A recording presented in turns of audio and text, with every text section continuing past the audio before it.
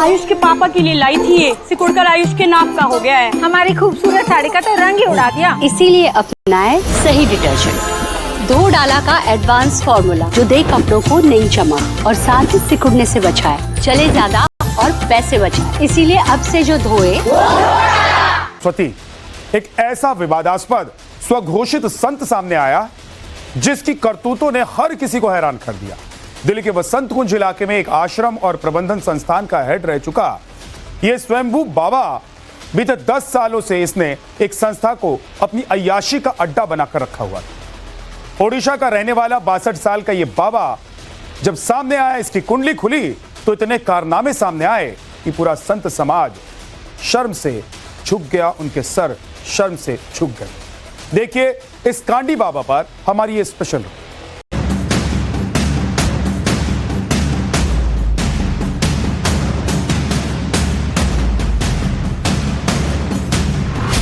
सलाखों से बचने के लिए डर्टी बाबा चैतन्यानंद अपना लुक बदल सकता है, लेकिन अगर आपको इस बाबा का कोई भी बदला हुआ चेहरा नजर आए तो जरूर पुलिस को खबर करें।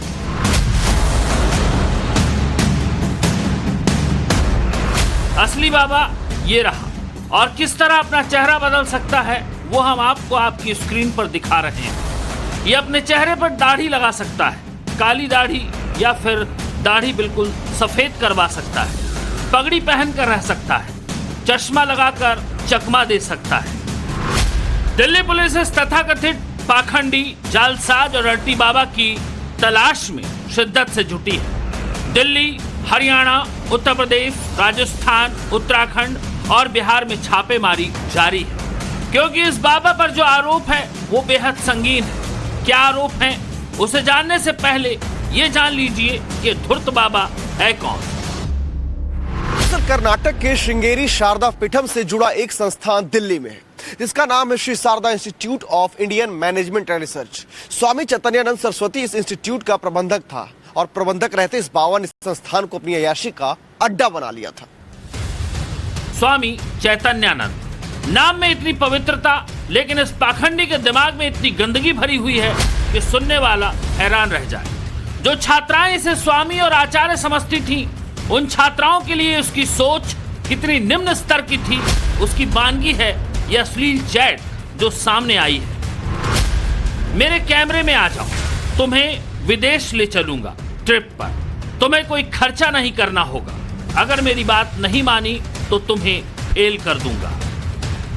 सुना आपने, इसके दिमाग में रखे कूड़े की यह सिर्फ एक चैट सामने आई है, ऐसी न जाने कितनी है। उड़ीसा का रहने वाला 62 साल का यह पाखंडी स्वामी दिल्ली के वसंत कुंज इलाके में मौजूद आश्रम और प्रबंधन संस्थान का हेड था, जहां पीजीडीएम यानी post graduate diploma in management का कोर्स चलता था। यहां ज्यादातर कमजोर वर्ग यानी ईडब्ल्यूएस से छात्र छात्राएं पढ़ने आते थे। इस संस्थान के हॉस्टल में 75 छात्राएं रहती थी, और वहीं चैतन्यानंद का कमरा भी था। कैसे क्या खुलासा हुआ, कैसे स्वामी चैतन्यानंद रडार पर आया, और कैसे इसकी काली करतूतों का कच्चा चिट्ठा खुला, पूरी कहानी बताएंगे। पहले इस बेशर्म बाबा के कांड सुन लीजिए। बाबा संस्थान में पढ़ने वाली छात्राओं का शारीरिक शोषण करता था, छात्राओं को देर रात अपने कमरे में बुलाता था, अनचाहे शारीरिक स्पर्श करता था, विदेश ले जाने का प्रलोभन देता था, छात्राओं को गंदे और अश्लील मैसेज भेजता था, जोर जबरदस्ती संबंध बनाने का दबाव डालता था। दिल्ली के बसंत कुंज में मठ की जमीन पर बना हॉस्टल बाबा की काली करतूतों का अड्डा था। हॉस्टल में जहां 75 लड़कियों के रहने की व्यवस्था थी, चैतन्यानंद ने बड़ी चालाकी से हर लड़की के बाथरूम के बाहर सीसीटीवी कैमरे लगवा रखे थे, और इन सीसीटीवी कैमरों का एक्सेस बाबा ने अपने पास रखा था, जिसका सारा फुटेज बाबा के मोबाइल पर आता था। जिस लड़की पर स्वामी की नजर होती, उसे अपने रडार पर लेने के लिए बाबा प्रेशर टेक्निक का इस्तेमाल करता था। इंस्टीट्यूट में छात्राओं को डॉक्यूमेंट्स देने में देरी की जाती थी, उन्हें फेल करने की भी धमकी दी जाती थी। इसके अलावा कम नंबर देने की भी बात की जाती थी। इसी तरह से लड़कियों पर प्रेशर बनाया जाता था, और बाबा इसी प्रेशर का फायदा उठाता था। उनसे बात करने के लिए या तो वो खुद संपर्क करता था या फिर अपने किसी भरोसेमंद शख्स के जरिए कम्युनिकेट करता था। चैतन्यानंद के आश्रम में साल 2016 में एफआईआर करवाने वाली एक छात्रा ने बताया कि उसने संस्थान में 8 महीने बिताए, जो उसकी जिंदगी का सबसे खराब दौर था। लड़की ने बताया कि संस्थान ज्वाइन करते ही बाबा उसे अश्लील मैसेज भेजने लगा था। बाबा उसे बेबी और स्वीट गर्ल बुलाने लगा था। क्लास खत्म होने के बाद बाबा ऑफिस में बुलाता था और परेशान करता था। दुबई ले जाकर पढ़ाने और खर्च उठाने की बात करता था। बाबा का स्टाफ भी उस पर दबाव बनाने लगा। बाबा ने उसका मोबाइल फोन छीन लिया और हॉस्टल में अकेले रहने पर मजबूर किया। अपनी एफआईआर में इस लड़की ने लिखा कि उसे किसी से बात नहीं करने दी जाती थी और वो रात में उसके कमरे में लगे फोन पर कॉल करता था। इतना ही नहीं, बाबा ने उसे गलत तरीके से टच करने की भी कोशिश करता था। इन सब चीजों से परेशान होकर वो हॉस्टल में सामान छोड़कर किसी तरह भाग निकली, लेकिन बाबा ने उसका पीछा नहीं छोड़ा। बाबा से जुड़ी छात्राएं उसके घर भी आई, लेकिन उसके पिता ने सभी को घर से भगा दिया। ऐसे ही अक्टूबर 2024 में संस्थान में दाखिला लेने वाली एक पीड़िता ने एफआईआर में आरोप लगाया कि स्वामी जी उसे गंदे मैसेज भेजते थे, जिसमें वे कहते थे, बेबी मैं तुम्हें प्यार करता हूं, आज तुम बहुत सुंदर लग रही हो। जब पीड़िता ने इसका विरोध किया तो स्वामी जी ने उसे पुलिस कार्रवाई की धमकी दी और ये चेतावनी दी कि मैसेज का जवाब नहीं दिया तो उसकी अटेंडेंस में हेराफेरी की जाएगी और फिर परीक्षा में उसके नंबर काटे जाएंगे। दरअसल बीते कई सालों से चल रहे इस गंदे खेल के लिए बाबा ने अपने रसूख का भरपूर इस्तेमाल किया। बाबा ने इंस्टीट्यूट में सपोर्टिंग सिस्टम बना रखा था। इस सपोर्टिंग सिस्टम की वजह से ही बाबा एक के बाद एक कई छात्राओं को अपना शिकार बना पाया। बाबा के सपोर्टिंग सिस्टम में विमेन हॉस्टल की 3 वार्डन का नाम सामने आ रहा है, जिनसे पुलिस पूछताछ कर रही है। बताया जा रहा है कि ये तीनों वार्डन बाबा की भरोसेमंद थी। तीनों के पास बाबा की पूरी पोल पट्टी थी। बाबा की पसंद नापसंद का एक ख्याल रखती थी। इंस्टीट्यूट में सैकड़ों छात्राएं होती थी, लेकिन बाबा एक बार में 1 से 2 छात्राओं को ही अपने रडार पर देता था। जिसे वो सिलेक्ट कर लेता, उस छात्रा के पीछे फिर वो हाथ धोकर पड़ जाता था और उसमें उसकी मदद करता था बाबा का पूरा सिस्टम, जिसमें वार्डन से लेकर स्टाफ तक शामिल थे। बाबा अश्लील मैसेज करता और हॉस्टल की वार्डन उन मैसेज को डिलीट करवाने का काम करती ताकि बात बाहर तक ना पहुंचे। लेकिन स्वामी चैतन्यानंद के पाप का घड़ा भर चुका था। एक पूर्व छात्रा ने संस्थान को पत्र लिखकर शोषण की शिकायत की। जांच शुरू हुई और 32 छात्राओं में से 17 छात्राओं ने आरोप लगाए, जिसके बाद शारदा पीठम के एडमिनिस्ट्रेटर ने 4 अगस्त 2025 को पुलिस में शिकायत दर्ज कराई, जिसमें 17 छात्राओं ने यौन शोषण की शिकायत की। 16 छात्राओं ने छेड़खानी के आरोप लगाए।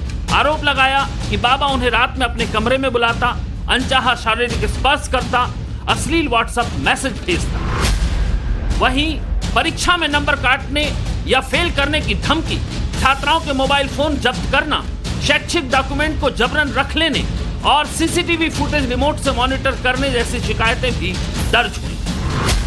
खास बात ये कि ये बाबा ईडब्ल्यूएस छात्राओं को निशाना बनाता था, क्योंकि वे शिकायत करने में हिचकिचाती थी। लेकिन कारनामे इतने ही नहीं थे। इस बाबा ने पूरे संस्थान को अपनी कमाई का अड्डा भी बना रखा था। बाबा के खिलाफ कई तरह की वित्तीय अनियमितताएं भी सामने आई। बाबा ने संस्थान की संपत्ति को निजी कंपनियों को किराए पर देकर पैसे कमाए। सूत्रों की माने तो इस बाबा ने इंस्टीट्यूट प्रीमाइसेस की प्रॉपर्टी को भी लीज पे दे दिया, जो कि डीडीए क्लॉज 8 का सीधा वायलेशन है। संस्थान से कमाए पैसों से इसने महंगी महंगी गाड़ियां खरीदी।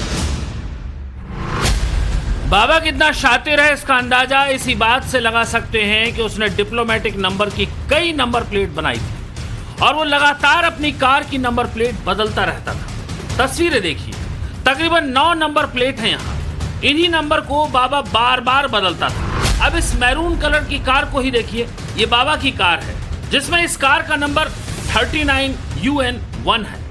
पुलिस इसकी BMW गाड़ी भी ढूंढ रही है, क्योंकि इस कार का जिक्र पीड़ित छात्राओं ने एफआईआर में किया है। वहीं ये वो एफआईआर है जिसे मठ ने जुलाई में बाबा के खिलाफ फाइनेंशियल फ्रॉड के चलते लिखवाई थी। पुलिस के मुताबिक चैतन्यानंद के खिलाफ अब कुल 5 FIR दर्ज हो चुकी है।